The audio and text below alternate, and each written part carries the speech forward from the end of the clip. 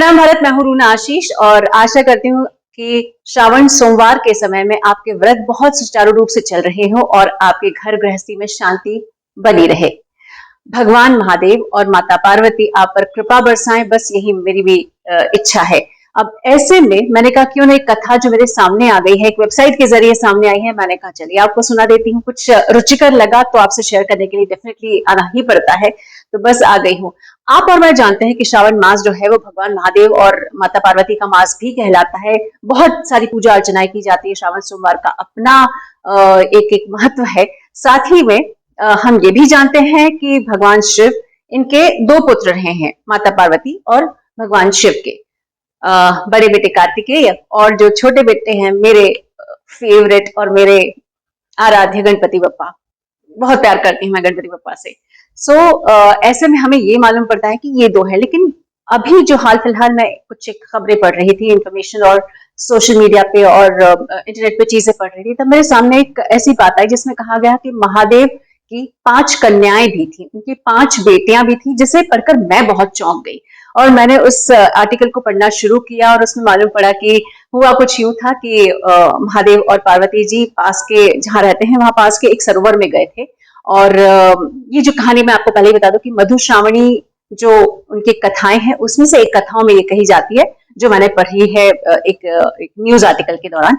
तो उन्होंने मधु श्रावणी को कोट करते हुए कहा है कि इनकी कथाओं में ऐसा पढ़ने में आया है कि एक बार ये लोग घूमने फिरने निकले, भगवान महादेव और पार्वती माता सरोवर में स्नान करते रहे और भगवान के अपने चमत्कार के स्वरूप वहां पर 5 नाग कन्याओं का जन्म हुआ।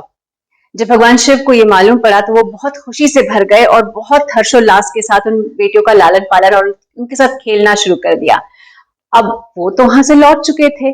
जैसे ही ये बात सामने आती है, हर दिन ऐसा होता था कि सुबह सुबह भगवान महादेव जो है वो चले जाते थे, नाग कन्याओं के साथ खेलते थे, खूब समय बिताते थे। और इसे देख देख कर माता पार्वती को एक दिन शंका सी हुई, ऐसा क्या है कि महादेव भगवान जो है वो सुबह रोज जा रहे हैं सरोवर के पास और समय मेरे साथ नहीं बिता के कहीं और बिता रहे हैं, क्या हो गया।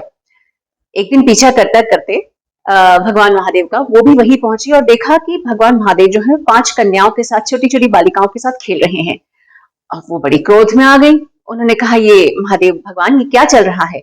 तब उन्होंने कहा कि ये तुम्हारी और मेरी 5 बेटियां हैं और ये नाग कन्याएं हैं, रूठो नहीं, गुस्सा मत करना, ये हमारे ही बच्चे हैं।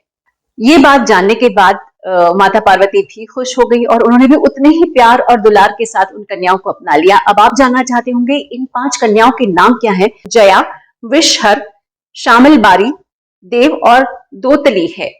मेरे लिए बहुत रुचिकर बात है, बहुत अलग सी, सोचने में भी नहीं आता है ऐसी बात थी। मैंने कहा ये आपसे शेयर डेफिनेटली करनी चाहिए। और जहां तक एक बोलते हैं साइंटिफिकली अगर मैं इस बात को कहती हूँ, तो क्या होता है ना मित्रों कि ये समय होता है जब श्रावण मास, जब खेत खलिहान लबालब पानी से भर चुके होते हैं हमारे देश में।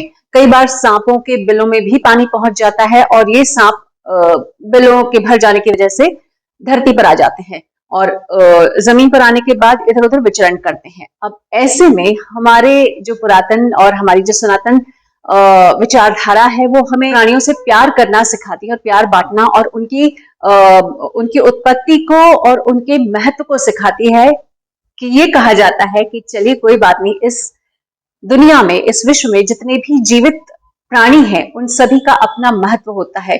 और ऐसे में यही वजह होती है कि सांपों को पूजा जाता है, नागों को पूजा जाता है।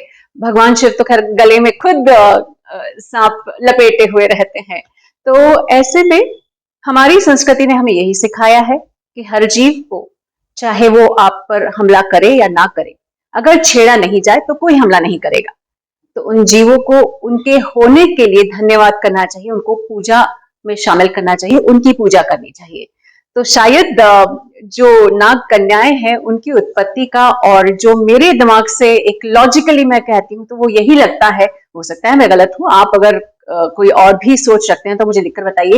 हो सकता है कि इस वजह से नागों और सांपों को श्रावण मास में देखना शुभ माना जाता है और उन पर कभी कोई हमला नहीं किया जाता है, न उनसे बचने या उनको खत्म करने की कोई बात कही जाती है। हाँ, इतना जरूर होता है कि वो उनको अलग हटकर रास्ता छोड़कर निकल करते हैं।